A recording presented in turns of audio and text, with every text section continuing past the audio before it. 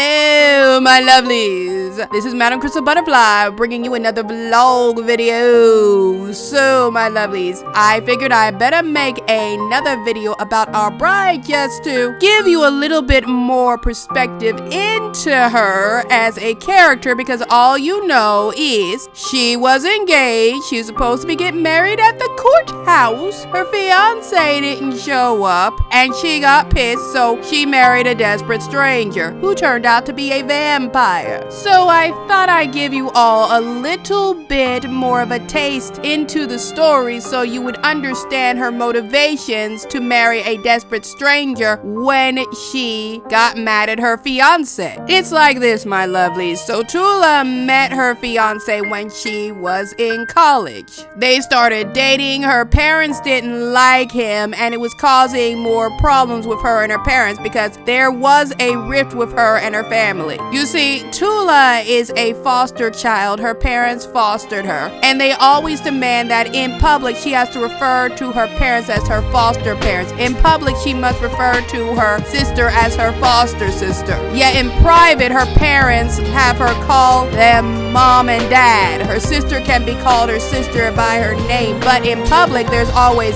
well, you're the foster child. And as you can imagine, that can cause a rift in a family. Because of this, when Tula met her fiancé, he was a shoulder for her to cry on, and she grew closer to him. But her foster family didn't like him because they could tell he was no good. Sadly, he was once again her shoulder to cry on, and they had created this distance between her and them, and they would not tell her why. Eventually, tensions bubbled, and her parents made her choose between their family and this guy. She can stay with the family, be welcome in the family, but he can't be around. So she decided, once given that ultimatum, that she would pick her fiancé because in her mind at the moment, he cared more about her than they did. Fast forward several years, Tula wants to be a fashion designer, but she put her fashion design dreams on hold. Why? Because her fiancé needed her to help him build himself up at the modeling agency that they work for. She does a lot of work and eventually he becomes company president. You think, okay, he's president now. She's going to modeling school. No, it's like she can worry about that later. He needs her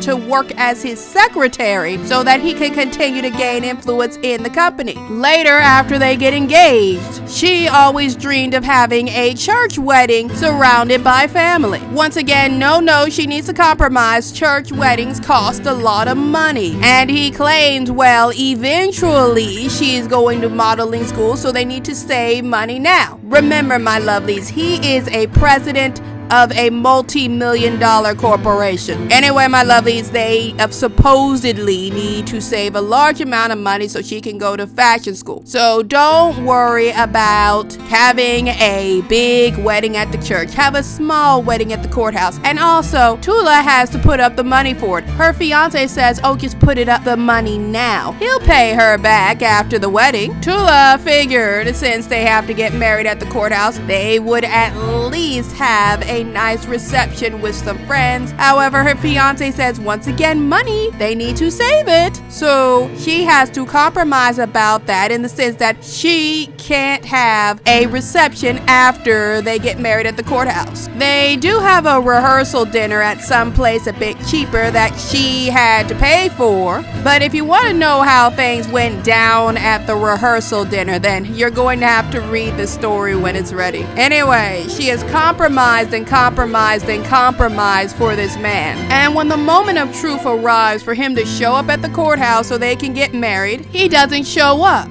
He doesn't pick up her calls at first, and when he finally does answer her calls, he tells her, oh, well, something happened, and let's just put off this wedding thing for a little bit.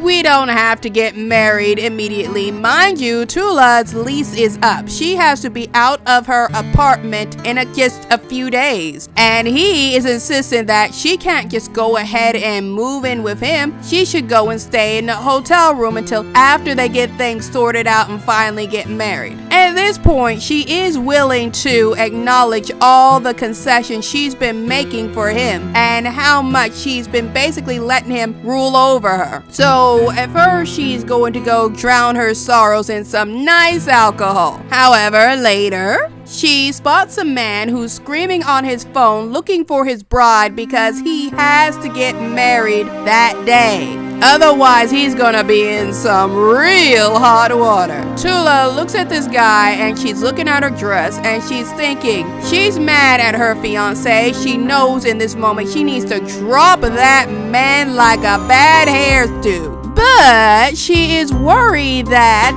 she will feel this need to go back to him, specifically because she chose him over her family, and that may be where he's able to get this hold over her, and she's not ready to start talking to her family yet. So she does the illogical idea of marrying some random dude to prevent herself from going back to her ex. You can't go run off and marry your ex if you're already married. And that, my lovelies, is another taste into my story, Wedded Bliss. Be on the lookout, there will be more posts about my up-and-coming story with a few more sneak peeks for you to enjoy until the story is finally ready. Anyway, my lovelies, I hope you have a lovely day.